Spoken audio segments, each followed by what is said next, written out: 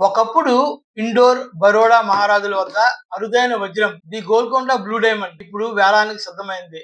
ఈ blue diamond పై GPS dairy ప్రత్యేక కథనం. 23.24 క్యారెట్ల అరుదైన వజ్రం బ్లూ డైమండ్ ను మే 14వ తేదీన జెనీవాలో వేలం వేయనున్నారు. క్రిస్టియన్ మ్యాగ్నిఫిషెంట్ జ్యువెల్స్ సేల్లో వేలానికి ఇది రానున్నట్లు సమాచారం. వేలంలో దీని ధర దాదాపు 430 కోట్ల వరకు పలికే అవకాశం ఉంది. పర్షియన్ ఆభరణాల వ్యాపారి జార్డ్ ద్వారా సొగసైన సమకాలీన రింగ్ లో అమర్చబడిన ఈ వజ్రం 35 మిలియన్ల నుంచి 50 మిలియన్ డాలర్ల వరకు, అంటే భారత కరెన్సీ ప్రకారం 300 కోట్ల నుంచి 430 కోట్ల రూపాయల వరకు ఉండొచ్చు. క్రీస్తు పూర్వం 327లో అలెగ్జాండర్ ది గ్రేట్ భారతదేశం నుంచి యూరప్ కు వజ్రాలను తీసుకువెళ్ళాడు. క్రీస్తు శకం 1292 నాటికి మార్కో పోలో తన ట్రావెల్ రచనల్లో భారతీయ వజ్రాల సొగసును ప్రస్తావించారు.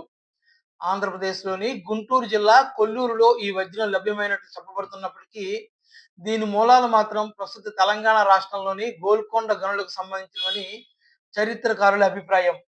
పూర్వం ఇండోర్ను పరిపాలించిన మహారాజా యశ్వంతరావు హోల్కర్ వద్ద ఇది ఉండేది.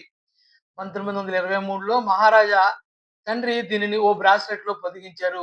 అనంతరం ఆభరణాలను రీడిజైన్ చేయడంలో భాగంగా ఇండోర్ పియర్ వజ్రాలతో చేసిన నెక్లెస్ లో ది గోల్కొండ బ్లూను అమర్చారు. 1947లో దీనిని ప్రఖ్యాత న్యూయార్క్ ఆభరణాల వ్యాపారి హ్యారీ విన్స్టన్ కొనుగోలు చేశాడు.